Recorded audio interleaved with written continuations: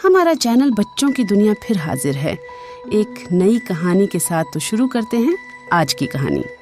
अमरावती एक अद्भुत नगर था, चारों तरफ से ऊंचे पहाड़ों से घिरा।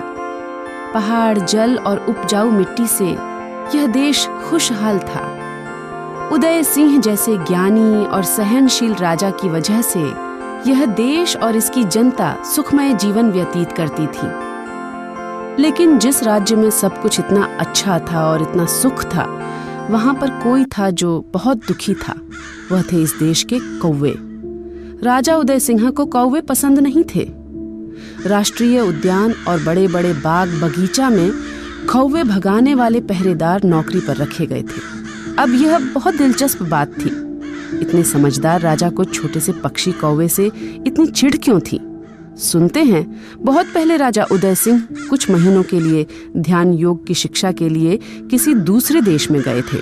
वहां उनके गुरु ने राजा उदय सिंह को बताया कि कौवा बुरा होता है, कौवा का दर्शन नहीं करना चाहिए। तब से इस देश में सबको यह हुक्म था कि कौवा दिखाई नहीं देना चाहिए। इस देश के कौवे राजा के इस हुक्म से बहुत दुखी और प्रताड़ित थे। हर कोई इनको भगाता रहता, खाने को कुछ नहीं देता था। उनका वहां एक पल बैठना भी बहुत मुश्किल था। कौवों के सरदार को समझ नहीं आ रहा था कि वह अपनी जनता को बचाने के लिए क्या करे। कौवे पक्षियों में बहुत समझदार पक्षी माने जाते हैं। बाज के बाद कौवा ही सबसे समझदार और चतुर पक्षी होता है। कौवे अपने साथ हुए अन्याय को और अपने दुश्मन को जीवन भर भूलते नहीं। कौवे जिस जगह रहते हैं उसे बहुत प्यार करते हैं और उसके लिए वफादार रहते हैं। पर यह सब राजा उदय सिंह को कौन समझाए। अपनी जान की रक्षा के लिए कौवे ऊंचे पहाड़ों की दरारों में रहने लगे। सिर्फ जवान ताकतवर कौवे खाने की तलाश में नीचे नगर में जाते, क्योंकि दशकों से अमरावती ने कोई युद्ध नहीं लड़ा था, ना ही किसी देश ने अमरावती पर हमला किया था। तो यहाँ की सेना धीरे धीरे आलसी हो रही थी। वह ये मान बैठे थे कि अब कभी भी कोई दुश्मन आएगा ही नहीं, और यह उनकी सबसे बड़ी गलती थी। देश के रक्षक प्रहरी अपने काम के वक्त सोते रहते, पूरा दिन बातें करके और जुआ खेलकर घर चले जाते। पड़ोसी देश वीरपुर ने इस मौके का फायदा उठाने का सोचा। वीरपुर के राजा हिम्मत सिंह ने अपने मंत्रियों के साथ मिलकर बहुत बड़ी साजिश रची। उन्होंने एक एक करके दर्जनों जासूस अमरावती की पहाड़ियों में भेज दिए। महीनों जासूस अमरावती की खबरें वीरपुर भेजते रहे। अब वीरपुर को अमरावती की सेना और सुरक्षा इंतजाम के बारे में सब कुछ पता था। वीरपुर के राजा और सेनापति ने घनी सर्दियों में अमरावती पर हमला करने की पूरी योजना बनाई। इस योजना के हिसाब से सर्दियों में पहाड़ घने कोहरे से ढके होंगे और रास्तों पर कुछ भी दिखाई ना दे रहा होगा। उस समय वीरपुर की सेना हमला करेगी। सर्दी आने तक जासूस जगह जगह पहाड़ों पर बंकर बनाएंगे, क्योंकि वीरपुर के सैनिक पहाड़ों की ऊंचाई से हमला करेंगे तो अमरावती की सेना मुकाबला कर ही नहीं पाएगी और कोहरे की वजह से उनको कुछ दिखाई भी नहीं देगा। वीरपुर के राजा हिम्मत सिंह युद्ध लड़ने से पहले ही निश्चित थे कि वह जीतने वाले हैं, और जीत का नशा सर पर चढ़कर बोल रहा था, और यही उनकी गलती थी। जो वीरपुर के जासूस अमरावती की पहाड़ों पर घूम रहे थे, तो कोई था जो उन्हें देख भी रहा था और उनकी हर गतिविधि को माप रहे थे। वह थे अमरावती के कौवे। कौवों को पता लग रहा था कि अनजान लोग उनके क्षेत्र में घूम रहे हैं, जिससे पक्षी बेचैन हो रहे थे। उनकी कांव बढ़ गई। कौवों का राजा सोच रहा था, यह एकदम से इस क्षेत्र में इतनी हलचल क्यों हो रही है। सर्दी आते आते वहां बहुत सारी बैलगाड़ियों का आना जाना भी हो रहा था, जिसमें बहुत सारा हथियार ढो के लाया जा रहा था। अब कौवा के राजा को कुछ कुछ समझ आ रहा था। फिर भी अपने शक को सच्चाई की कसौटी पर परखने के लिए उसने अपने सैनिक को आदेश दिया कि दिन रात पहरा दिया जाए, पता किया जाए यह लोग कहां से आ रहे हैं। कुछ ही दिनों के पहरे और पीछा करने के बाद पता लगा कि यह लोग वीरपुर से आ रहे हैं और हथियार इकट्ठा करके किसी हमले की साजिश रची जा रही है। राजा कौवा परेशान था। उसे जल्दी से जल्दी यह बात अमरावती के राजा तक पहुंचानी थी, लेकिन कैसे? कौवों को तो देखते ही अमरावती पत्थरों से मारती थी। कौन यह संदेशा लेकर महल तक जाएगा और कैसे जाएगा? बहुत सोचने के बाद राजा कौवा ने निश्चय किया कि यह संदेशा वह खुद लेकर जाएगा। राजा कौवा ने दुश्मन सैनिकों के खेमे से दुश्मन देश का झंडा चुरा लिया। अगले दिन कौवा राजा ने खुद को सफेद रंग में लपेट लिया ताकि वह अमरावती के सैनिकों के पत्थरों से बच सके।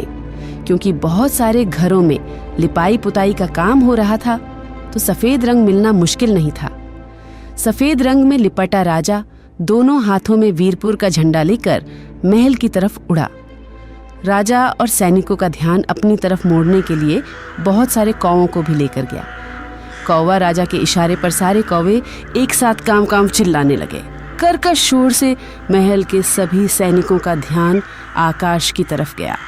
कौवों का झुंड देखकर उन्होंने गुलेल से पत्थर चलाने शुरू कर दिए, लेकिन बहुत ऊंचाई पर उड़ने की वजह से पत्थर उनको नहीं लग रहा था और वह लगातार कांव कांव चिल्ला रहे थे। बात सेनापति तक पहुंची। सेनापति बहुत समझदार था। इस अजीब दृश्य को देखकर सोच में पड़ गया। ऐसा पहले कभी नहीं हुआ था, जरूर कुछ गहरी बात थी। उसने सैनिकों को पत्थर मारने से रोका और कहा, सब ध्यान से समझने की कोशिश करो कि इतने सारे कौवे कहना क्या चाह रहे हैं। सब शांत होकर आकाश की तरफ देख रहे थे पर समझ नहीं आ रहा था। सब कुछ देखकर वह राजा सेनापति की तरफ उड़ता हुआ आया और उनके पैरों के पास बैठ गया। सेनापति ने देखा एक अजीब सा सफेद पक्षी बिना डरे उनके पास बैठा था। वह नीचे झुककर पक्षी के पास बैठे और हैरान रह गए कि पक्षी उनकी आंखों में आंखें डालकर झांक रहा था। सेनापति को कुछ समझ नहीं आया, पर वह बोले, पक्षी राजा, क्या समझाना चाह रहे हो? सब हैरान रह गए जब कौवा राजा ने वीरपुर का झंडा सेनापति के पास सरका दिया।